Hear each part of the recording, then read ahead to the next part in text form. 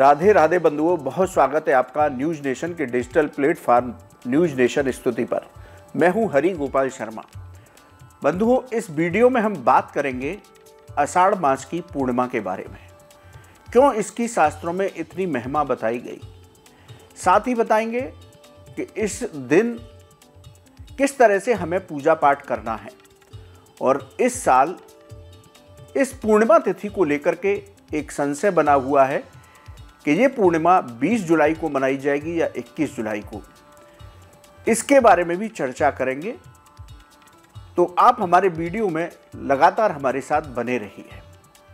बंधुओं, इस साल जो आषाढ़ी पूर्णिमा है वो 20 जुलाई को शाम 5:59 से शुरू होगी, यानी कि लगभग 6 बजे शाम को शुरू होगी और 21 जुलाई को दोपहर 3:46 पर समाप्त होगी।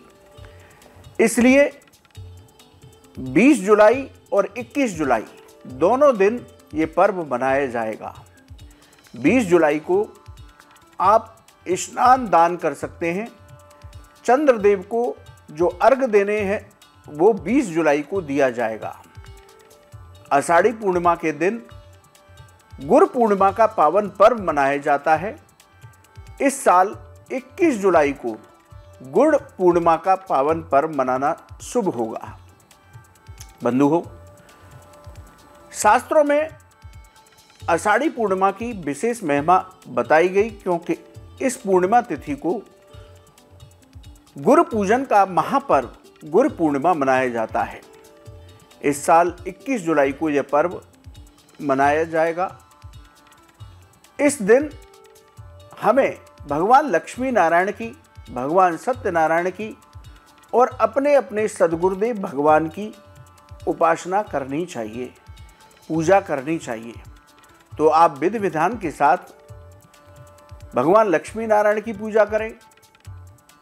शालिग्राम शिला आपके यहाँ है तो उसका पंचामृत से अभिषेक करें। भगवान सत्यनारायण की पूजा करें। पंचोपचार विधि से अपने गुरुदेव का पूजन करें।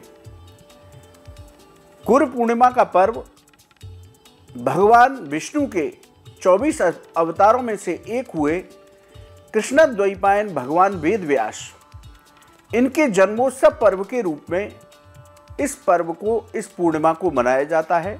इसीलिए इस पूर्णिमा को गुरु पूर्णिमा कहा जाता है।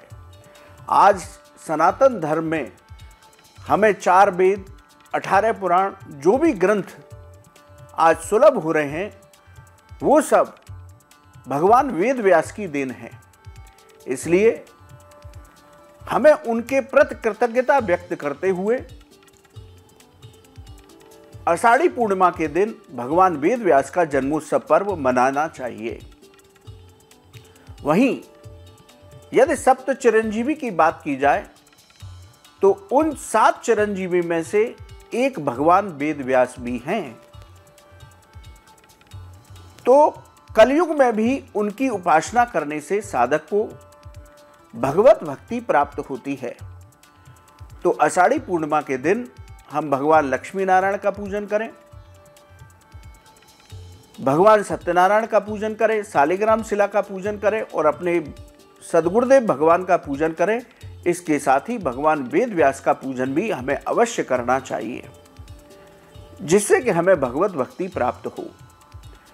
बंधुओं, बहुत सारे लोग हमसे मिलने आते हैं, हमसे सवाल करते हैं कि बिना गुरु के मोक्ष की प्राप्ति नहीं होती, ये सनातन धर्म और शास्त्र कहते हैं। तो हमें सद्गुरुदेव की प्राप्ति कैसे होगी? देखिए, जब तक आपके जीवन में सद्गुरुदेव नहीं है, वैसे इस गुरु पूर्णिमा के दिन हमें ज्ञात और अज्ञात अपने सभी गुरुओं को मानसिक रूप से प्रणाम करना चाहिए। जीवन में शिक्षा गुरु बहुत होते हैं, जिनसे आपने अ लिखना सीखा, जिनसे आपने कार चलाना सीखा, जिनसे आपने जो भी चीज़ सीखी वो आपके शिक्षा गुरु हैं। लेकिन भगवान की तरफ जो ले जाने वाले हैं उनको सद्गुरुदेव भगवान कहते हैं। उनकी कृपा से साधक को भगवत भक्ति प्राप्त होती है, भगवान का साक्षात्कार होता है। इसलिए शास्त्र कहते हैं कि जीवन में जिस तरह से आपके इष्ट देव एक होते हैं, आपके माता पिता एक होते हैं, उसी तरह आपके सदगुरुदेव भी एक ही होने चाहिए। बार बार गुरु को बदलना नहीं चाहिए। गुरु के प्रति पूर्ण श्रद्धा और भाव रखना चाहिए। गुरु के दिए हुए मंत्र को ब्रह्मास्त्र समझना चाहिए। उससे बड़ा फिर कोई मंत्र नहीं होता। जो गुरु ने आपको मंत्र दे दिया है वो सबसे बड़ा मंत्र है। गुरु से जितनी आज्ञा आपने की है कि 1 माला करने की, 2 माला करने की, 4 माला करने की, तो प्रतिदिन सबसे पहले गुरु से को दी गई आज्ञा के अनुसार अपनी मालाएं पूर्ण करनी चाहिए। उसके बाद ही अन्य पूजा करनी चाहिए। गुरु के मंत्र को शास्त्रों में ब्रह्मास्त्र की तरह बताया गया। एक वही मंत्र है जो आपको इस जीवन में कल्याण दे सकता है, आपकी सभी मनोकामनाएं पूरी कर सकता है, आपके जीवन की सभी बाधाएं दूरी कर सकता है। अब जब तक आपके जीवन में सदगुरुदेव नहीं है तब किसको गुरु मान करके पूजा करें? ये सवाल बहुत सारे लोगों का होता है। देखिए, जब तक आपको सदगुरुदेव की प्राप्ति नहीं हुई तब तक आप अपने इष्ट देव को, अब इष्ट देव कौन होते हैं? हमें संकट के समय जिन भगवान के प्रति हमारा जुड़ाव होता है वही हमारे इष्ट देव होते हैं। जैसे कोई भी भगवान शिव को याद करता है, कोई भगवान कृष्ण को याद करता है, कोई हनुमान जी को याद करता है, कोई लक्ष्मी जी को याद करता है, कोई श्री हरि को याद करता है। तो जिनका जुड़ाव, जिस भगवान के साथ आपका जुड़ाव सबसे ज़्यादा है वो आपके इष्ट देव होते हैं। तो अपने इष्ट देव के श्री चरणों में आप सदगुरुदेव प्राप्ति की प्रार्थना करें और उन्हीं को गुरु मान करके गुरु पूर्णिमा के दिन पूजन करें। इसी तरह भगवान कृष्ण को इस जगत का गुरु माना गया, तो भगवान कृष्ण की आप पूजा कर सकते हैं, उनके चरणों में सदगुरुदेव प्राप्ति की प्रार्थना कर सकते हैं।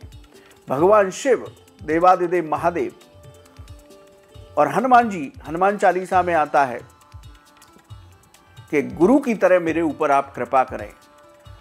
तो जो भी आपके इष्ट देव हैं, या भगवान शिव, भगवान कृष्ण या हनुमान जी, इनको आप गुरु पूर्णिमा के दिन गुरु स्वरूप मान करके इनका पूजन करें और इनके श्री चरणों में सदगुरुदेव प्राप्ति की प्रार्थना करें। तो इनकी कृपा से आपको बहुत जल्दी सदगुरुदेव भगवान की प्राप्ति होगी, जो आपको इस भव सागर से, अब इस जीवन से कल्याण का मार्ग बताएंगे। तो बंधुओं, इस दिन हमें अपने सभी गुरुओं को प्रणाम करना चाहिए, अपने बड़ों को प्रणाम करना चाहिए। ये सनातन धर्म का बहुत बड़ा पर्व है, ये बहुत बड़ी पूर्णिमा है। तो इस दिन हमें कृष्ण द्वैपायन भगवान वेद व्यास जी का जन्मोत्सव पर्व मनाना बहुत ज़्यादा जरूरी है। उनकी कृपा से ही हमें भगवत भक्ति की प्राप्ति होती है। तो आप आषाढ़ी पूर्णिमा का पर्व 20 और 21 जुलाई दोनों दिन मना सकते हैं। 20 जुलाई को जो चंद्रदेव को अर्घ देते हैं वो 20 जुलाई को दिया जाएगा। 21 जुलाई को आप गुरु पूर्णिमा का पर्व मनाएं तो आपका मंगल होगा। हम सभी पर सदगुरुदेव भगवान की कृपा बरसती रहे। आप हमारे साथ न्यूज़ नेशन के डिजिटल प्लेटफार्म पर जुड़े, आपका बहुत बहुत धन्यवाद। यदि आपका कोई भी ज्योतिष और धर्म से संबंधित प्रश्न है तो आप हमारे कमेंट बॉक्स में लिखें, हम उसका जवाब देने का प्रयास करेंगे। राधे राधे। न्यूज़ नेशन अब व्हाट्सएप पर खबरों के ताजा अपडेट के लिए न्यूज़ नेशन के इस QR कोड को स्कैन करें।